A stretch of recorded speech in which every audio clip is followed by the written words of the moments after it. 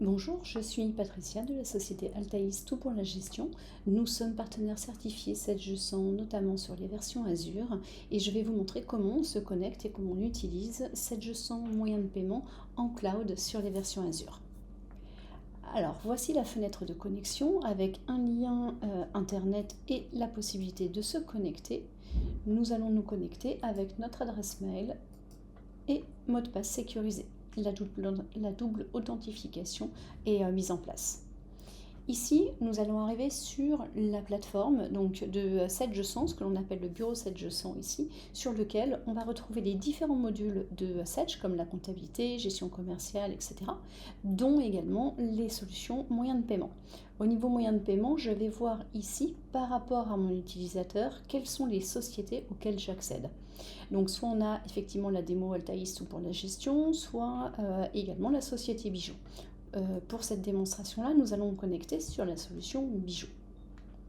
Donc là ici, donc tous les modules sont directement possibles d'être mis en cloud sur la partie Sedge. Et ici, en ouvrant la solution moyen de paiement, donc moyen de paiement pour rappel permet de faire les virements fournisseurs, permet de faire également les prélèvements clients, la gestion de carte bancaire et donc la gestion de remise de chèques à l'encaissement. Là ici, sur le 7G100 moyen de paiement, je suis sur la version en ligne, donc en cloud sur les serveurs de Microsoft Azure. Et nous allons regarder, alors pour ceux qui sont déjà utilisateurs de moyens de paiement, vous remarquez que vous ne serez absolument pas perdu. Vous n'avez pas besoin de formation complémentaire. Les menus et les présentations sont les mêmes.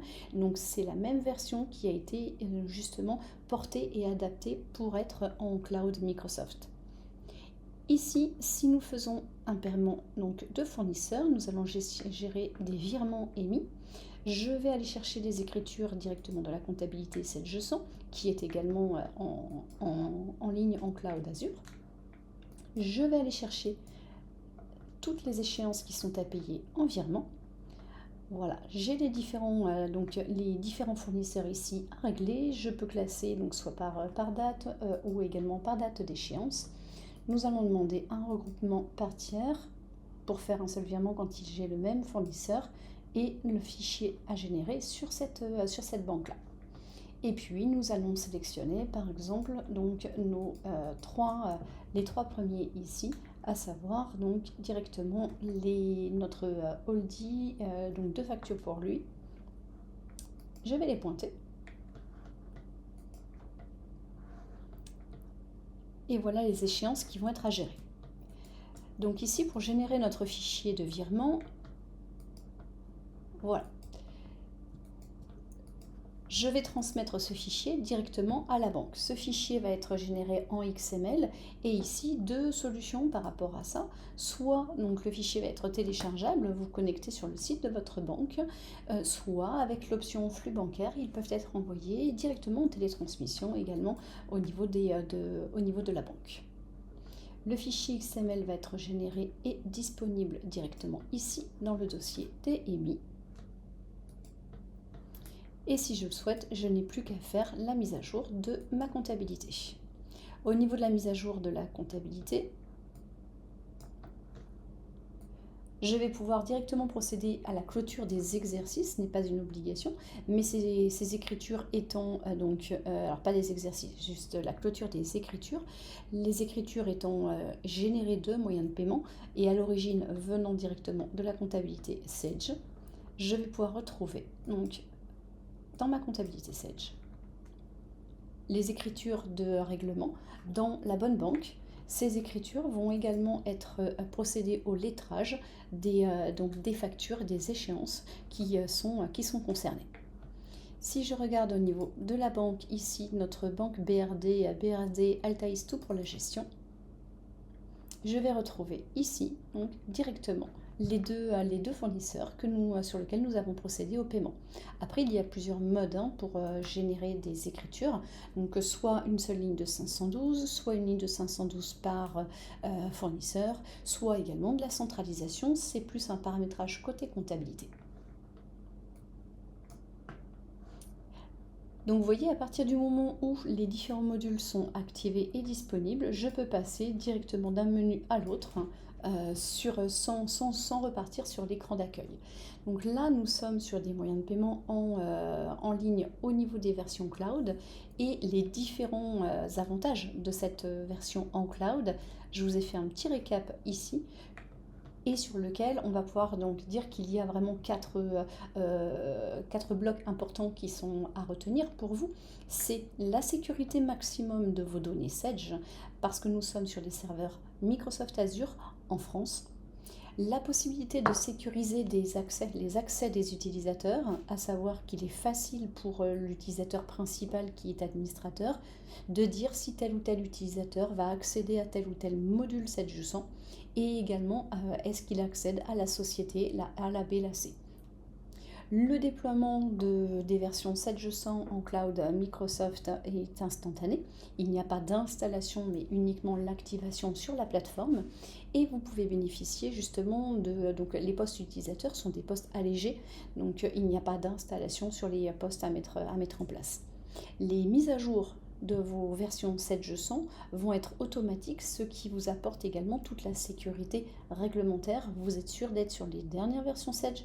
Nous ne faisons qu'un contrôle de surveillance, comme quoi tout s'est bien déroulé. Mais effectivement, vous n'avez pas de version d'écart, ce qui va être important avec l'arrivée de la facture électronique.